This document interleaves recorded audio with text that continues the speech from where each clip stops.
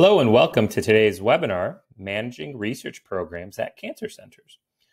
We're delighted to have panelists from Roswell Park Comprehensive Cancer Center and the University of Virginia Comprehensive Cancer Center. Now let's meet our panelists. First, Judith Epstein, Director of Grant and Foundation Development. Judith has been with Roswell Park since 2004. Previously, she was with the Delaware Division of Public Health, where she was director of the HIV prevention program and oversaw all HIV prevention activities for the state. Now, Ms. Epstein manages the compilation of Roswell Park's Cancer Center Support Grant competitive and non-competitive applications and navigates distribution of pilot funds across the Cancer Center. She also serves as the Director of Grant and Foundation Development for the Roswell Park Alliance Foundation, which is the development arm of Roswell Park, where she is a liaison with private foundations, overseeing a team of grant coordinators who help faculty develop and submit competitive applications. Next, we have Becca Latimer, PhD, Research Program Director at the University of Virginia Comprehensive Cancer Center. Becca is a scientifically trained research development professional at UVA, and as a research program director, she works closely with the leadership of the Cancer Center, as well as faculty members and staff to work toward the mission of the center, to reduce the burden of cancer for patients throughout Virginia.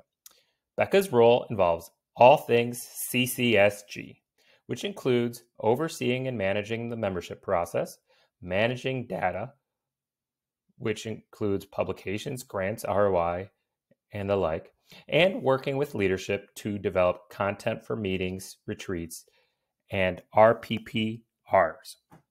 Prior to working in the Cancer Center, Becca worked for over 5 years in the UVA Office for the Vice President of Research on the research development team as the Director for Proposal Development. She worked closely with faculty on large, multi-PI, complex proposals, developing and implementing workshops for trainees and faculty, and providing resources for researchers across the university. Her research training was focused on developmental biology, along with molecular and cellular biology and genetics in various model organisms. She has also been a volunteer in the National Organization of Research Development Professionals, NORDP for short.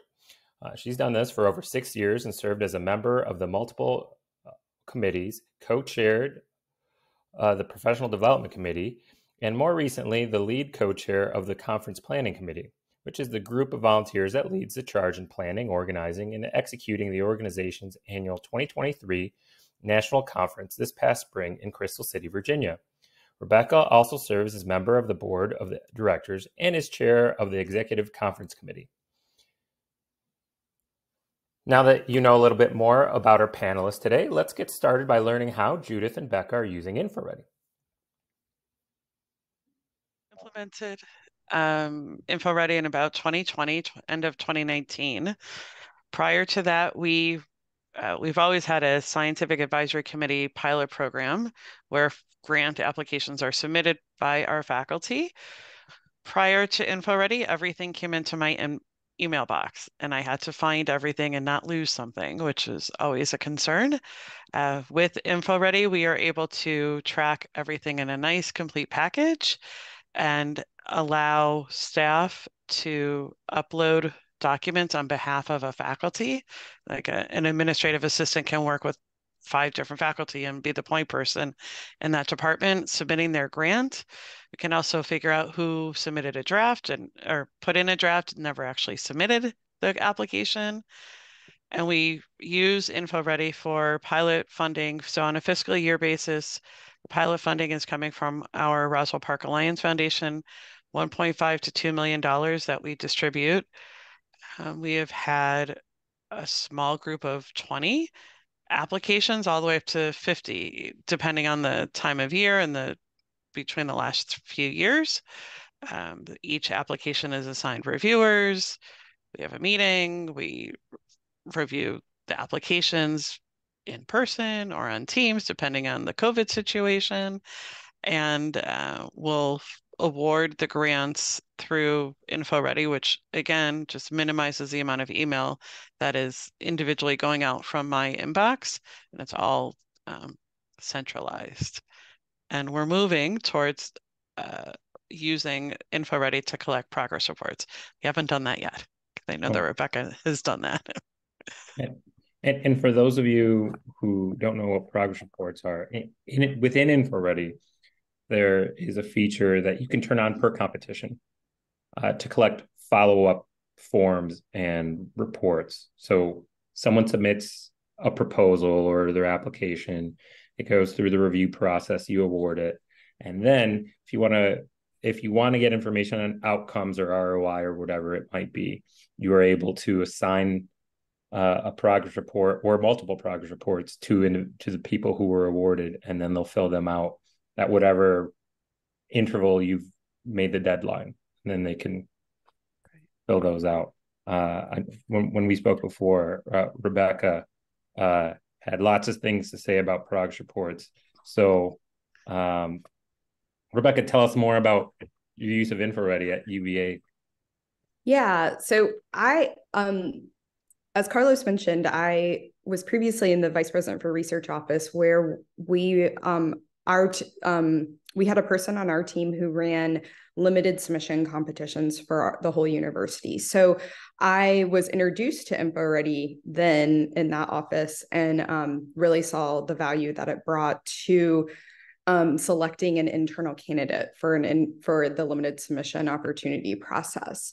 So then I started in the Cancer Center, and we were very similar to the process that Judith defined, very manual. So collecting, putting out an RFA, and then collecting everything through email, keeping spreadsheets of reviews and, applications and that kind of thing. And then, having everything, award letters, just emailed, that kind of thing. But I will say, during that time, our Cancer Center was only running, I would say, 2 to 5 pilot project funding opportunities per year. So not a heavy load, which is, not terrible, but not great to manage manually. But when I started and we gained the comprehensive status, we also acquired some pretty significant funding from our state towards the Cancer Center, as well as some other funding. But currently, so we jumped from the 2 to 5 opportunities a year to over 25 internal. So it was a big, and that was when I started last year. So I knew about InfoReady and the value add, and I asked our AD for research administration, can we please get InfoReady? Because I knew the capabilities. So we started with InfoReady last summer. And I also worked very closely with multiple people in the Cancer Center to try to start, not just while implementing InfoReady, also developing some processes about how we want to run our InfoReady competitions, who to include, how to involve, we call them sponsors. So it'd be the program leaders or leadership in UVA, or in our Cancer Center, who is involved with a certain opportunity. And so we jumped up to a similar funding amount that Judith mentioned, I think 1.5 to 2 million a year in internal funding. And so from there, I mainly started developing the processes for pilot funding and seed funding. We've also implemented, as Carlos mentioned, progress reports, which I'm happy to talk a little bit more about later. And then we also utilize InfoReady for trainee opportunities. So that would be travel grants or fellowships for our trainees and within the Cancer Center. I also have developed our Cancer Center membership application. So as we mentioned in the Cancer Centers, faculty / PI would need to apply to the Cancer Center. And so I've developed a application process within that. And then we've also recently, and George has spearheaded this entire function of InfoReady to run our community grants. So through our COE, or Community Outreach Engagement Core. So he's worked very closely with the director of COE to put together community grants. And with this, we have applicants that are applying from outside. These are community members.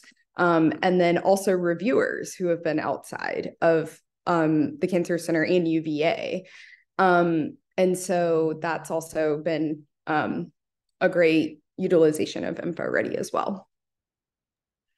Right. Thanks so much. So you are simultaneously setting up processes for the research apparatus at the Cancer Center and probably multiple pieces of software, getting them up and running all at the same time. So everything is on the fly, trying to coordinate all of it together. Yep. Yeah. I think it really came together nicely. I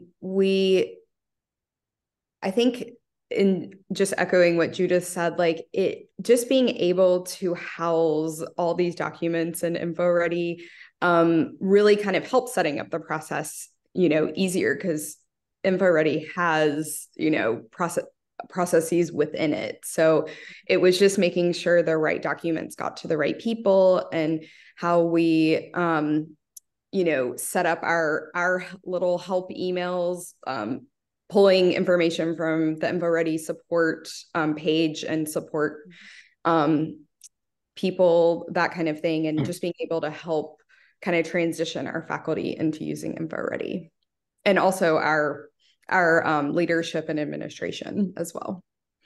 No, totally right. Well, because there's multiple stakeholders, right? And this is actually the question I have for both of you. Go to Judith right now. How is the communication related to the opportunities you have in InfoReady to all of the different stakeholders? Like, how do you promote opportunities? How do you let reviewers know, hey, there might be something coming? How are you telling leadership, hey, this is what we're doing right now? So these are great successes we're having. We publish a monthly newsletter of funding opportunities, and apparently people across our Cancer Center know that if they get an email from me, from my email, it's going to have something good for them, hopefully. So we have newsletters, and in that newsletter, we also point people to InfoReady, where we do the pilot projects, also the limited submissions, and our SPORE Career Enhancement Program and Developmental Research Program. It's all pilot funding that's going out. So when we send out the newsletters to our faculty, I will sometimes point out, this is what's available to you. It's also connected through our internal or intranet site. And as many times, and any new faculty that we meet that comes in for a one-on-one welcome to Roswell Park, we send them information about all the different shared resources, and include information about, make sure that you continue to look at InfoReady, as this is where we're going to put everything that you can apply for. So that's how we're publicizing the information. I'm glad.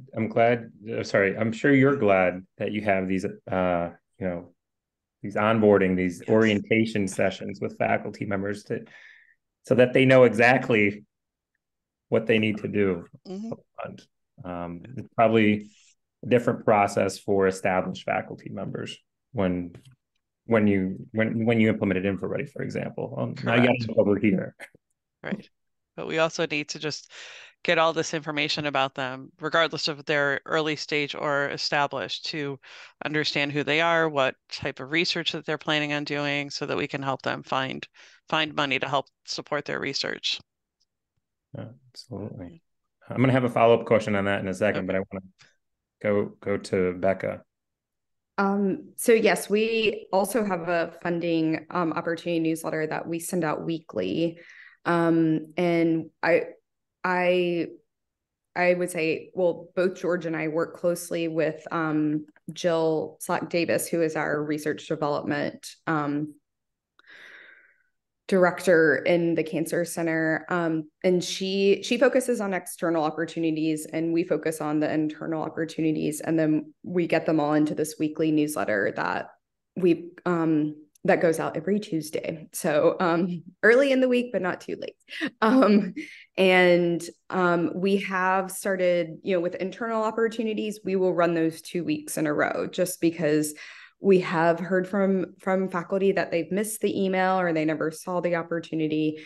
And then we also started a opt-in listserv, and faculty members who apply for membership are asked in the membership application, would you like to be added? And then we also have just included that kind of at the end of our funding newsletter, how to opt into it. And with this internal, we call it, I guess, our internal funding listserv. These are just announcements that are sent out when George or when I ran it before, when we launch the opportunity in InfoReady. And many times we use the announcement template that InfoReady provides. And then we forward that to this listserv.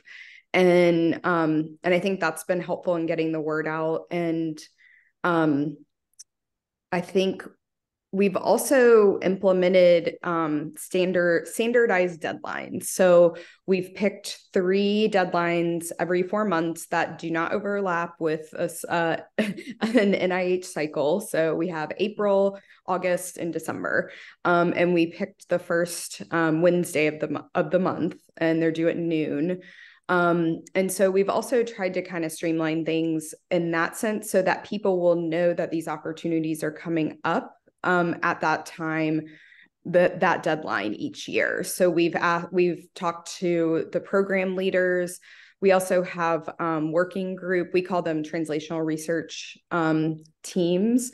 Though we also provide funding for those groups, and they've indicated the deadline they would like. And then we've set up a whole calendar around that. So we'll release the RFA 2 months before.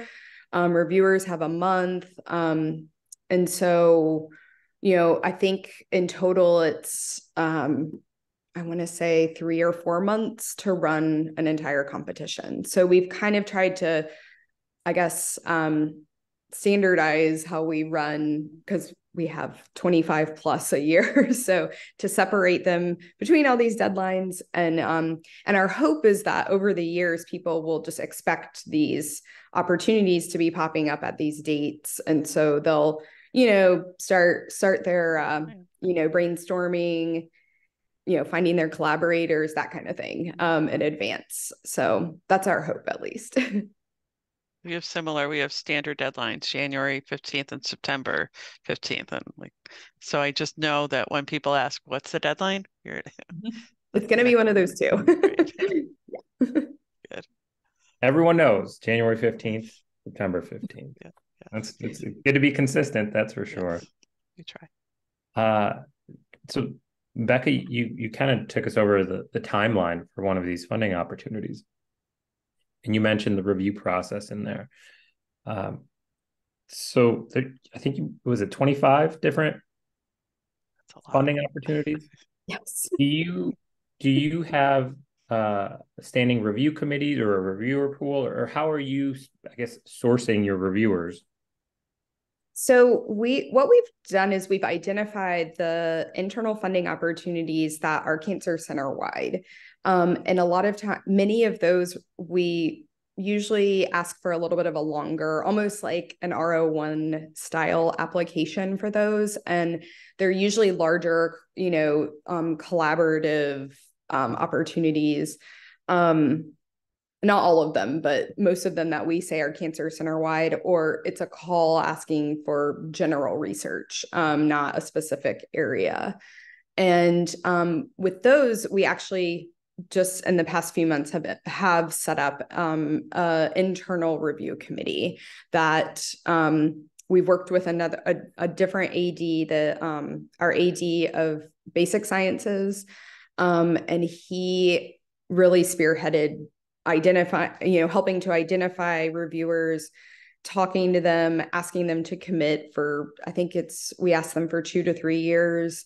And then we also kind of set up a process so that people roll off and then are replaced, so we don't wear out our reviewers too much. Now with the other opportunities, so we have a lot of opportunities, one for each of our programs, so our research programs, and then also our working groups, so the translational research teams. So with those alone, that's 11. And we work closely with the sponsors, which would be the leaders of those groups, to identify reviewers. And sometimes they prefer to serve as a reviewer, and we are okay with that as long as they themselves did not submit an application and they would not be reviewing their own.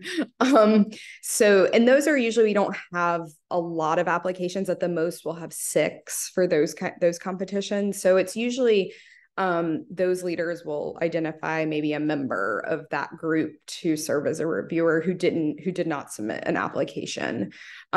We also try to tap people who were previously funded by the Cancer Center to serve as reviewers as well. Thanks so much. And Judith, can you tell us a little bit more about how you get reviewers? We have a similar process. We have we call a standing study section of up to 15 individuals, faculty who have served on NIH or DoD review panels in the past. And when we implemented InfoReady, we provided the guidelines. This is how InfoReady is going to work, and this is how we're doing this. And so now that we're 3 years in, the review panel is much more comfortable using InfoReady to just update all their comments and scores. We do also have program specific pilot funding, and when we are navigating those RFAs, the program leaders are the ones who will tell me who's reviewing which application. So it's a different set of reviewers, but generally similar individuals who might be ad hoc reviewers for the regular pilot project funding. I will say one of the other things that we're using InfoReady for is through our Roswell Park Alliance Foundation, we give out money through quality of life grants, which is not something that it's like that's a different department, but they're also using InfoReady. And that group of individuals are not necessarily faculty who are not doing grants on a regular basis, and therefore the reviewers are also not necessarily faculty. For that set of applications, the administrator will download the applications and email. Like, we're trying to move step by step to increase use of InfoReady, but for some of our community partners, it's just easier to but at least it's in a standardized format that they're getting an application that looks the same as the other applications rather than random PDFs that are just not cohesive. Rebecca, Becca, I see you nodding over here with the community partners. Yeah, I actually have been talking to George about that because, as I mentioned, he's been really in the thick of running that competition, and he has mentioned there's been a few hiccups, and as Judith said, trying to get people who aren't grant writers or reviewers by the nature of their position or career path. Just giving them the information to put the grants together and then the reviewers to participate. We did have just a little bit of learning curve for us and using InfoReady to open it up to outside members. But I think that everything went smoothly with that. And so, yes, I was just, agreeing and connecting with Judith on on how the, working with people who just aren't familiar with grants. It's just not in their wheelhouse. But I guess now it is, because they've, been through our whole process. You probably have to maybe change the way you ask the review questions are posed, and how the criteria is structured, in order to be able to get get that constructive feedback you want from them. Right. Totally understandable there. Judith, on a few occasions, Becca has mentioned leveraging the resources of the rest of the institution, of the rest of UVA. Now, Roswell Park, its own and comprehensive cancer center. How do you work with maybe other higher ed institutions in your area, which is Buffalo? University of Buffalo is down the street, but Roswell Park is a standalone cancer center, so we have collaborations and absolutely work and do sub-awards with UB, University of Rochester, other local academic centers. But the InfoReady that we're using right now is really for Roswell Park faculty. I will say that our ovarian cancer spore is a collaboration between Roswell Park and University of Chicago Comprehensive Cancer Center. So when the career enhancement programs or developmental research programs are run through Roswell Park's InfoReady, it's interesting to see that the U Chicago InfoReady, like the U Chicago Cancer Center members have their own InfoReady awareness, so they have to actually get a separate account on the Roswell Park InfoReady to access and to apply. But so far, that's the only non-Roswell entity that we're navigating to use the system. Right. It helps. Curious, right? You have options for so many more collaborations. Yes. In that way. Great. So we've spoken about pilot grants a ton, and I wanted to ask you how you break up those pilot funds, right? Do you have pilot funds for early career faculty? Do you have things of that nature? So we have an open competition. We have a by program, by CCSG research program. We have an NIH near miss project RFA. We have a team science RFA, specific research microbiome as an example. Do a specific RFA on that. So leave it.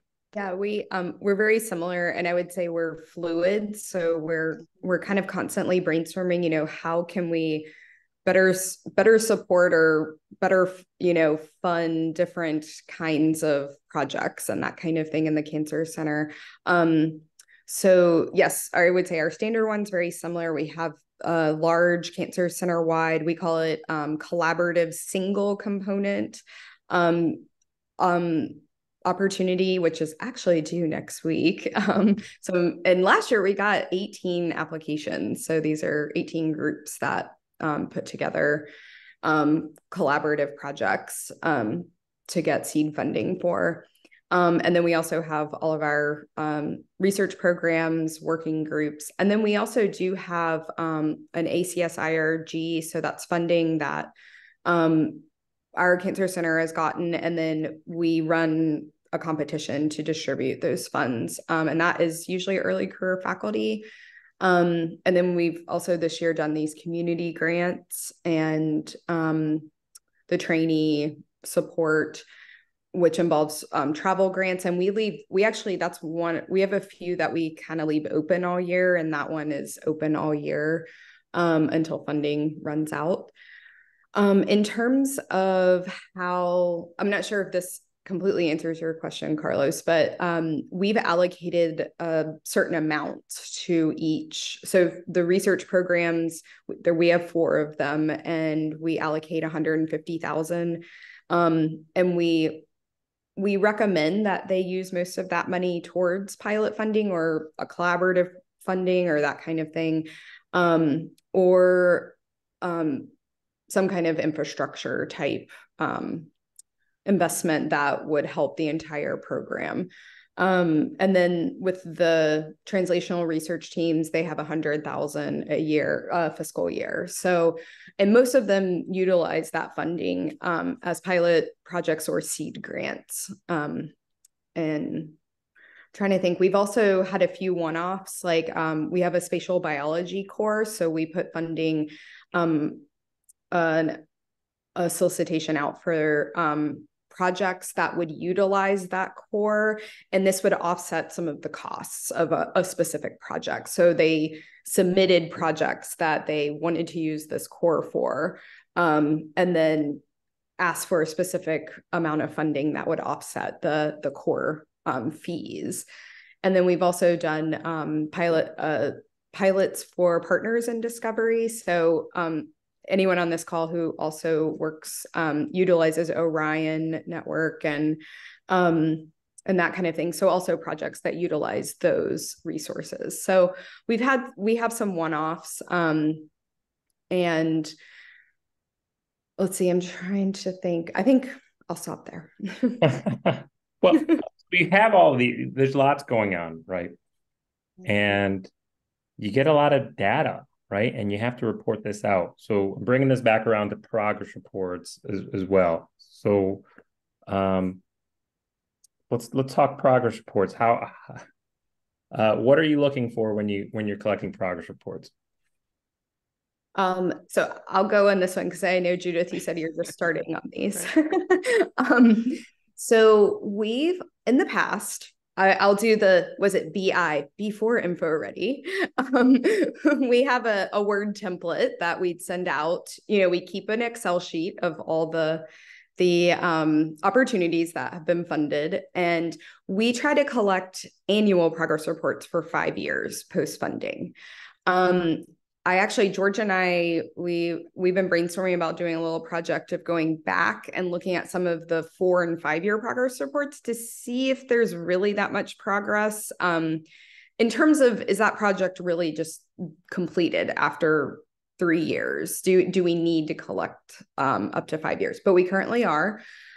We also, with starting using InfoReady, we've decided to implement 6-month milestone reports. And what we've done with this is, and this is in the official award letter, we ask for a milestone report. It's very simple. We just ask a question using the progress reports in InfoReady.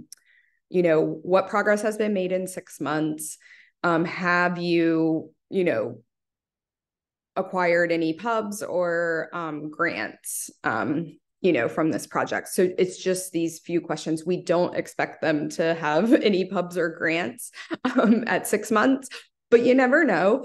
So we just mainly want to see the progress that's been made. And then we'll pull the reports from InfoReady, very nice little PDF package, and send them to the sponsor or program leaders or, the person who's overseeing that competition. And ask, do you approve these projects to receive all their funding? So when we initially award a grant, a pilot project, say it's 100,000, upfront we'll only give 50,000, and they must complete this milestone report to get the second distribution of funds. And then we'll ask a more in-depth, long annual progress report. So that's the way we've been running it since implementing InfoReady. So George and I built a 6-month milestone report and a annual milestone report in InfoReady, and that's in our master template. So every new competition we start, it has it in there already. And I'm waiting for InfoReady to do a duplicate function with the annual one. We were talking about that before. Yes. Yeah. So, but I know I've talked to both George and I have talked to your customer support, and they said they're working on it. Just being able to duplicate progress reports, because we're usually just asking the same questions It's the same exact form annually. But they're long and involved. And I was excited to work with the InfoReady support team, and they taught me how to use the logic. So if people don't, have pubs yet, or, trainees aren't involved yet, if they mark that question no, it just hops to the next one. If they mark yes, it opens up multiple, I guess, fields for them to fill out. So it's been really helpful in that sense. Well, Do you ask people to upload a scientific part, like a separate PDF of science? We do have that option, because we did in the past, we used to ask for a slide of kind of a summary slide of the work, and where it's progress over the years. So we do have an upload function, and we just say upload any scientific, any scientific process, or if you want to do a slide or that kind of thing. So we have put that into the progress report. Thank you. Is that an idea that you're now going to implement with progress reports, or were you already going to do that? What are you talking? So we collect progress reports snail mail, by email, sending reminders and requests, but now it's just up to me to implement what Rebecca has done, putting it through the system and really running through all the different variations and making sure it will work.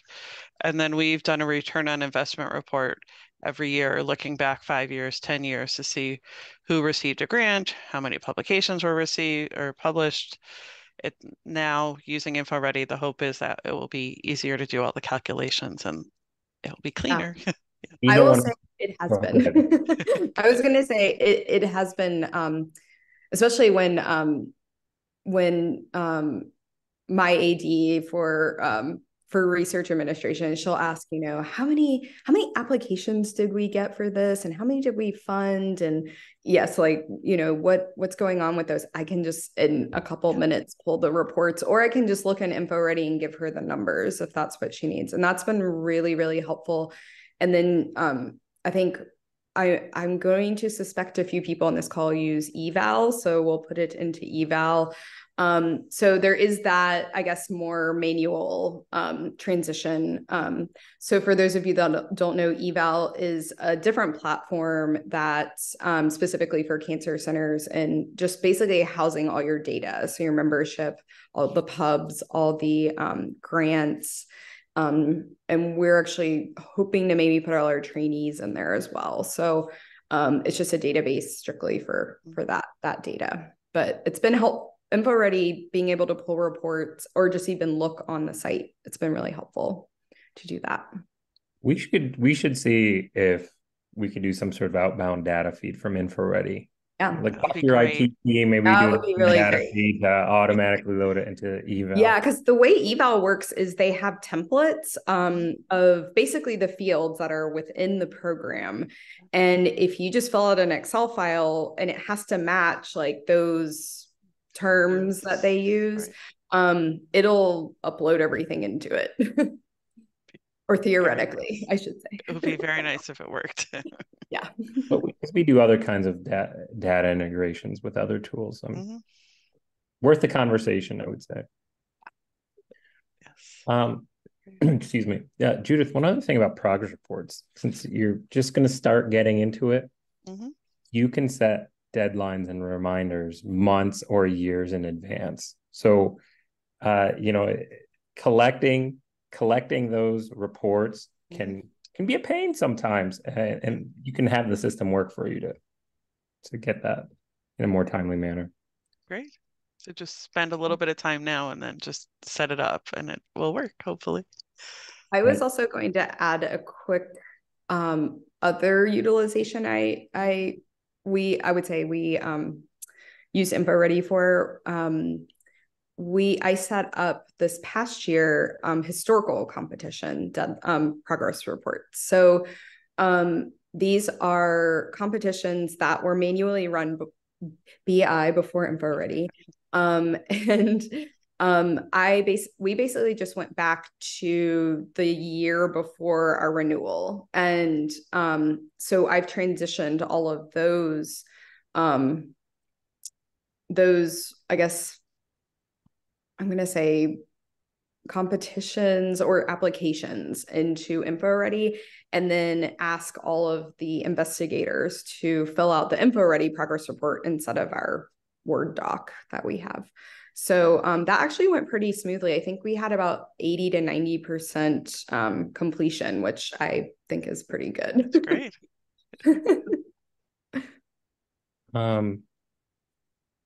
So we're approaching, we've got 6 minutes left.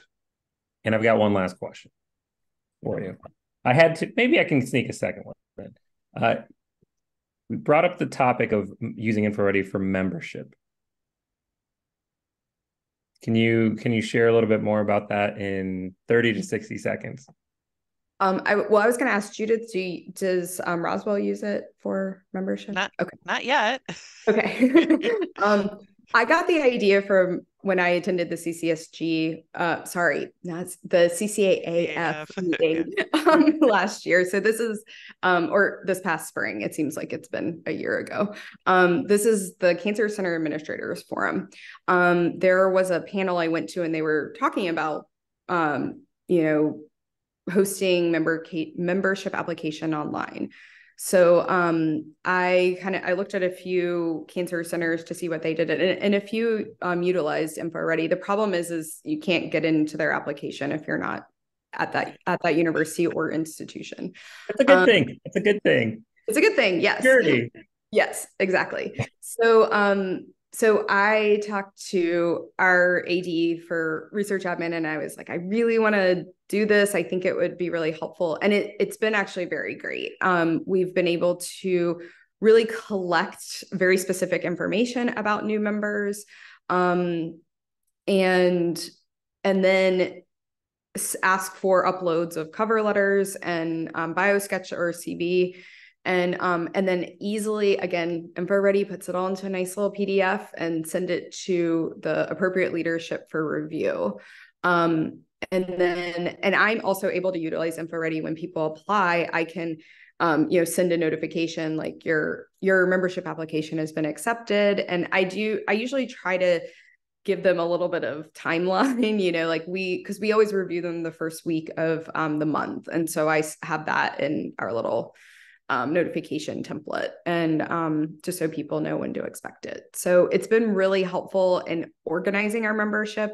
And again, we just put in our RPPR and I had to pull together all of the members. Oh, and we had our EAB, External Advisory Board meeting. So using InfoReady really helped me, make sure all of our, especially new members, are accounted for. Would you be willing to share a template with Judith or anyone on the phone? Yeah, I would be happy to share a template if anyone is interested. Great. Thanks. All right, so this is the last question because we have 3 minutes left. Just Judith, parting advice on how to get the most out of InfoReady for someone in a cancer center. I would say just try everything. I keep saying what I would love to do, and I have done, is set up a dummy, your own internal application or competition to test out everything that you can. And then I would go back to that test application competition. I keep calling it the wrong thing, to add the progress reports or add all the different elements that we can so that you test it out in something other than the live version. So it's taken a while, but we're getting there. I'm glad to hear that. Yeah. Becca, parting. Yes, advice. I totally agree. I think George and I, we both use our Gmails, because we'll pretend we'll pretend to be an applicant, pretend to be a reviewer, pretend to be awarded, pretend to, just to make sure everything's working the way we think it's working. I guess for me, my parting words on on using InfoReady is there's, as Carlos put up it earlier on, there's so many applications you can use InfoReady for. And I'm worried Sarah will be upset with me, but don't hesitate to reach out to their customer support. They are the best. As Judith mentioned, we've also, had a lot of questions, run into just things, that weren't intuitive to us. And InfoReady, it might be intuitive to other people, but it just wasn't immediately for us. And you all definitely have the best customer support, and I've gotten so much help and insight from them. So that's been, don't be afraid to ask the dumb questions, because there are no dumb questions. They really do great work on this team. And what's going to happen? My next one-on-one with Sarah is now she's going to complain to me about your effusive praise resulting in more work for her. So, that's what I was like, Sarah, don't get mad at me. But they are just, they're truly dedicated to helping their customers. And we, as the customer client, just really, really appreciate the knowledge and, troubleshooting they will put in to help find a solution to any question or problem. Yeah, no, they definitely do. And as a company, we do put it in lots of effort to try to make sure you're able to do what you need to do with the platform. So there's a proof right there that it's happening. So yeah, we're at time. Thank you so much, everyone who attended the webinar today. We also recorded it. So if you wanted to check it out later or share it with your colleagues, we'll send it out to everyone who registered for the webinar, and you'll be able to share it with people you know. I'd like to thank both of our panelists, Judith Epstein from Roswell Park Comprehensive Cancer Center and Becca Latimer from University of Virginia Comprehensive Cancer Center. Very much appreciate all of the knowledge and wisdom you shared about using InfoReady for your institutions. And thank you everyone who joined us today.